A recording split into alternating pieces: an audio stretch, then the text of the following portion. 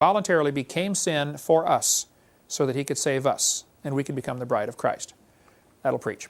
Okay, as a young Christian, I was reading my Bible and came across 2 Chronicles chapter 4. And it says, Solomon made a great sea of 10 cubits from brim to brim, and 5 cubits the height thereof, and a line of 30 cubits did compass it about. I read that, I set my Bible down on my bed, and I said, Lord, this is wrong. If it's 10 cubits across, it's not 30 cubits around. Anybody that studies mathematics knows to find the circumference of a circle, its diameter times pi, 3.14159.265. I said it should not be 30 cubits around, it should be 31.415.9 cubits around. Why did he say 30 cubits around? I thought there was an error in the Bible and I was going to quit Christianity. And I read the passage and read it and read it and read it and said, wait a minute, wait, I'm missing something here. Verse 5 says it was a handbreadth thick. That's a lot of brass, that thick. And the brim of it was like the work of the brim of a cup. There are 2 theories of how to solve this supposed contradiction. One theory says it was 10 cubits outside to outside, not counting the thickness of the brass. Now that'll work. If you take 10 cubits, elbow to fingertip, subtract 2 handbreadths, and calculate backwards, you get a value of pi for the inner circumference of 3.14159. It'll work fine. You can give it a try. The other theory is that it says it had a brim like a cup. The bowl went up and had a brim coming out. So it's 30 cubits around the bowl, but 10 cubits across brim to brim, counting the little lip sticking out, like most cups are bent out just a little bit. Either theory would probably solve the problem. No, there are no contradictions. So 1 Kings says, Solomon made this molten sea that held 2,000 baths. A bath is about 8 gallons. Yet 2 Chronicles says it held 3,000 baths. Well, was it 2,000 baths or 3,000 baths? By the way, 3,000 baths, 24,000 gallons, is a small to mid-sized swimming pool. Okay, it's the kind you put in your backyard. That's a 24,000 gallon pool. That's a lot of water, or oil, or whatever they're going to put in this thing. Well, 2 Chronicles says it held 3,000 baths. 1 Kings says it contained 2,000 baths. Is that a contradiction? No, it's not full. It's 2/3 full, okay? It could hold 3,000, but it's only got 2,000 in it. How many horses did Solomon have? This is a contradiction the atheists always bring up. 1 Kings says, Solomon had 40,000 stalls of horses for his chariots and 12,000 horsemen. 2 Chronicles says, Solomon had 4,000 stalls for horses and chariots and 12,000 horsemen. Well, which is it, 40,000 or 4,000? Now, we sell on our website the Defender's Bible by Henry Morris. I love Henry Morris and the Defender's Bible. He's a good personal friend of mine, and his son John Morris, good friend of mine. Love what they're doing. In the Defender's Bible, he's got a footnote right here that says this is a copyist error. He says this number is given as 4,000 in 2 Chronicles. This is best explained as a copyist error. Well, I read that and I wrote a letter to Henry Morris and said, Brother, I love you, I sell your Bible, but I'm going to have to put a disclaimer in the front page. You have a mistake. Actually, quite a few mistakes in your footnotes. And so I have a 1-page disclaimer that goes with our Defender's Bible that we sell. They've got a stack up in shipping if you want to read it. That says, we love Henry Morris. He's got many good notes in here, but like anything, you got to eat the meat and spit out the bones. He's wrong about this one. There is not a copyist error. Both of those verses are absolutely fine. Read them carefully. Solomon had 40,000 stalls of horses for his chariots. Does that tell me how many chariots he had? No. That tells me how many horses he had for the chariots, right? 2 Chronicles. And Solomon had 4,000 stalls for horses and chariots. Oh, now that's different. Apparently he had stalls to keep the horses and chariots, and he had other stalls just for the horses for the chariots. Well, if they had 40,000 stalls of horses for the chariots, and he had 4,000 stalls for horses and chariots, they had 10 horses per stall. 10 horses per chariot, I'm sorry. Not a contradiction at all. King James got it exactly correct.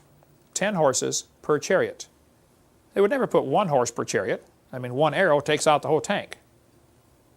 They had chariot teams, actually. NIV got it wrong. New American Standard got it right. I collect other Bible versions. I got a bunch of them here. New Revised Standard got it wrong. How many men did David kill? 700 or 7,000? Well, look at the passages carefully. The Syrians fled before Israel, and David slew the men of 700 chariots of the Syrians. 1 Chronicles. David slew of the Syrians 7,000 men which fought in chariots. Well, which is it? 700 or 7,000? Read it carefully. Again, Henry Morris has a footnote here that says this is a copyist error. No, I'm sorry, Henry, it is not a copyist error. Both verses are fine. Look at them carefully. If he slew the men of 700 chariots, and he slew 7,000 men which fought in chariots, what does that mean? 10 men per chariot. They had 10 men and 10 horses. They had chariot teams. You go out, you fight for a while, you come back, you swap out. See, the chariot does not get tired. The men and horses get tired. And the chariot is your tank. You don't want to lose that thing. So somebody gets wounded, hurt, bring them back, swap out. They had chariot teams. NIV got it wrong. He killed 700 of their charioteers and 7,000 of their charioteers. There's a clear contradiction. Most of the New Bible versions that I'm aware of have some real serious contradictions built in. I'm not aware of any in the King James. The Bible says in Genesis 10, these are the sons of Shem after their families, after their tongues. So the languages are divided in chapter 10. But you read chapter 11, it says the whole earth was of one language. When I debated Farrell Till, who's the editor of an atheist magazine up in Illinois, he said, the Bible's got a contradiction. Chapter 10 says the languages were divided up, and chapter 11 says the whole world's of one language. See, Bible's wrong. Farrell, chapter 11 is recapping like giving a headline. Suppose you saw the headlines in the paper, 10 children killed in school bus accident.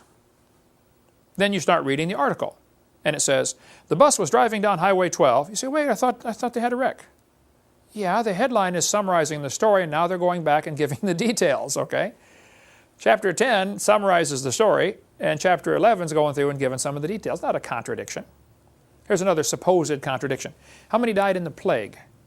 Numbers 25 says, those that died in the plague were 20 and 4,000. When you read the story in 1 Corinthians, it says there fell in one day 3 and 20,000. Well, which is it? 24,000 died in the plague, according to Numbers, or is it 23,000 died in the plague? Well, again, read it carefully. No contradiction. How many died in the plague? 24,000. How many died in one day? 23,000. Well, 1,000 died the next day from the same plague. It's not a contradiction at all.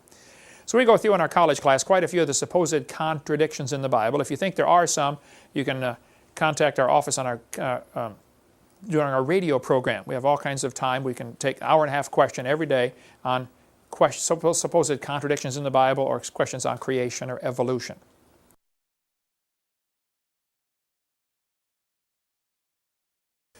Another contradiction people often ask about is, isn't the word Easter in the King James Bible an error? Didn't they make a mistake here? Every other version of the Bible, and I've got a whole collection of them here on the table, they use the word Passover in Acts chapter 12, verse 4. Look up Acts 12, 4, and they say, after Passover. King James says after Easter. Well, let's read the passage and see what the truth is, okay?